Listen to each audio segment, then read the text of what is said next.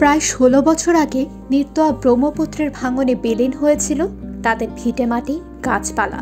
তখন থেকে এক সময়কার দুধে ভাতের সংসারে শুরু হয় নুন আনতে পান্তা ফুরায় অবস্থা। তবে ঘোর অন্ধকারে যেন এক টুকরো আলোর মশালের মতো জেগে ওঠে এক চর।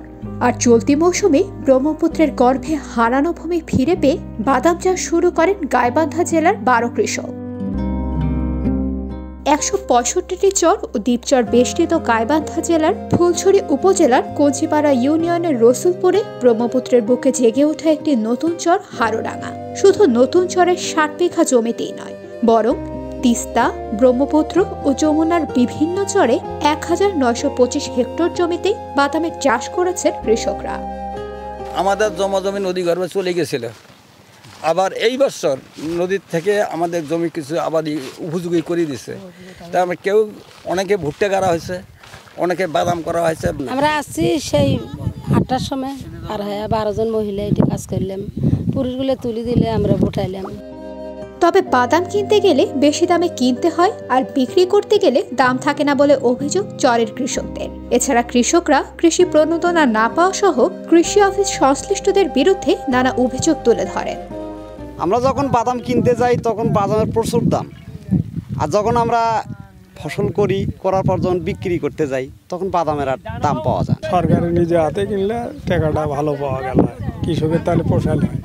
সরকারি যে একটা সহযোগিতা আমরা একেবারে পাই নাই, বরঞ্চ বিএসের কাছে ২-১ দিন আমরা গেছিলাম, তাই আমাদের কোনো পাত্তাই নেই। ওষুধপাতি দিলাম, মনে করে পিএস করলাম, গুম করলাম, একদিন আইলেও না, দেখলেও না যে কী করা যায়, পরামর্শ দিবি তো।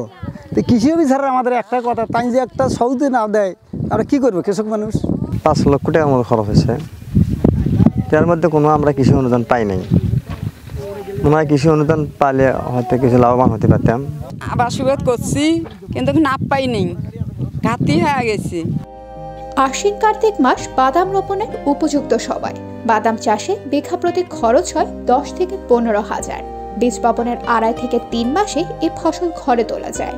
তবে কৃষক পর্যাপ্ত সহযোগিতা না পেলে এ চাষাবাদ থেকে একসময় মুখ ফিরিয়ে নেবেন কৃষকেরা, এমনই আশঙ্কার কথা জানান সদর উপজেলার কামারদানি বন্দরের উন্নয়ন সংগঠক সাদ্দাম হোসেন পবন।